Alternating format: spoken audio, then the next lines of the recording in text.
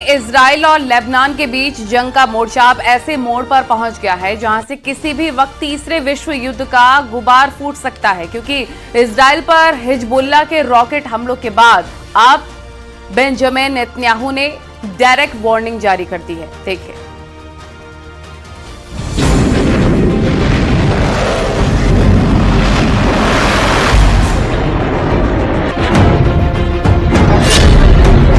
Hezbollah के पलटवार से तिलमिलाया इजराइल।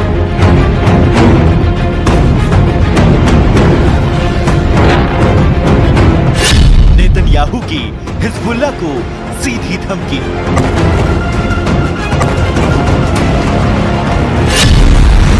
अपनी करतूतों का अंजाम भुगतेगा हिजबुल्लाह।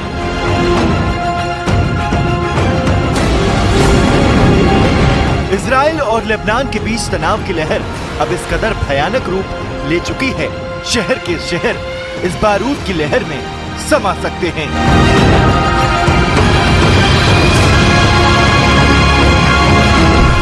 उत्तरी इजराइल पर हिजबुल्लाह के 100 से ज्यादा रॉकेट हमलों के बाद हालात भयंकर रूप ले चुके हैं।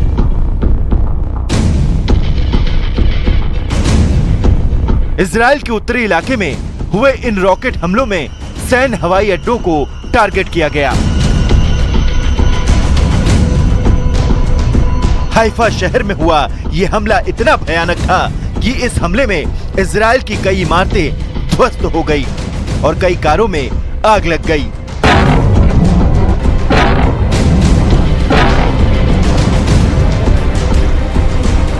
समाचार एजेंसी सिन्हुआ के मुताबिक उत्तरी इजराइल में रमत डेविड एयरबेस को सतह से सतह पर मार करने वाली मिसाइलों से निशाना बनाया गया।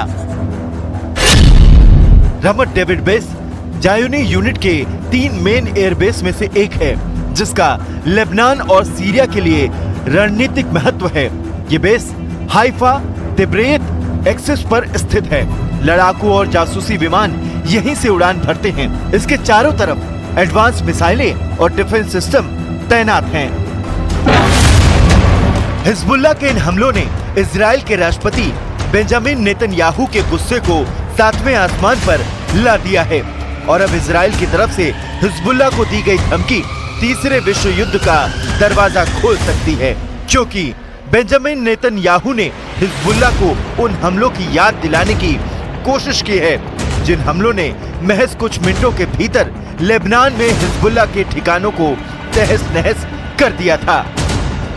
בימים האחרונים אנחנו הנחתנו על חיזבאללה רצף של מכות שהוא לא דמיין.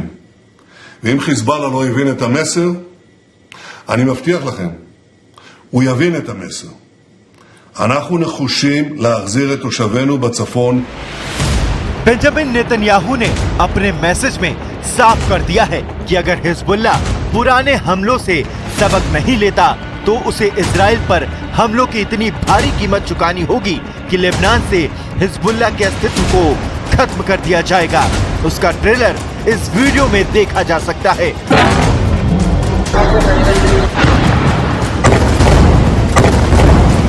हिजबुल्लाह के हमलों के जवाब में इजराइल की वायुसेना ने गाजा स्ट्रिप पर धुआंधार बमबारी कर दी।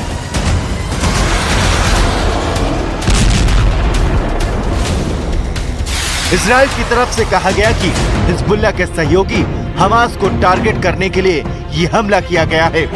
इजराइल की तरफ से ये भी दावा किया जा रहा है कि ये हमला उस स्कूल पर किया गया जहां हमास के लड़ाके छिपे हुए थे।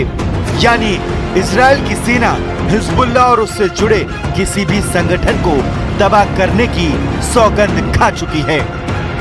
השבוע האחרון היה שבוע קשה ביותר בתולדותיו של חיזבאללה, ובמיוחד היממה האחרונה. הפעולה של צה"ל בדחיה רבת משמעות, רבת חשיבות ורבת עוצמה. इजराइल और लेबनान के बीच बेकाबू होते हालात पर अमेरिका की नजरें भी लगातार बनी हुए हैं। इसी सिलसिले में व्हाइट हाउस में राष्ट्रीय सुरक्षा प्रवक्ता जॉन कर्बी की तरफ से ये बयान जारी किया गया है। हम पिछले लगभग एक हफ्ते से बढ़ रहे सभी तनावों को बड़ी चिंता के साथ देख रहे हैं। हम इसे पूर्ण युद्ध बनने से रोकने के लिए हर संभव कोशिश करना चाहते हैं।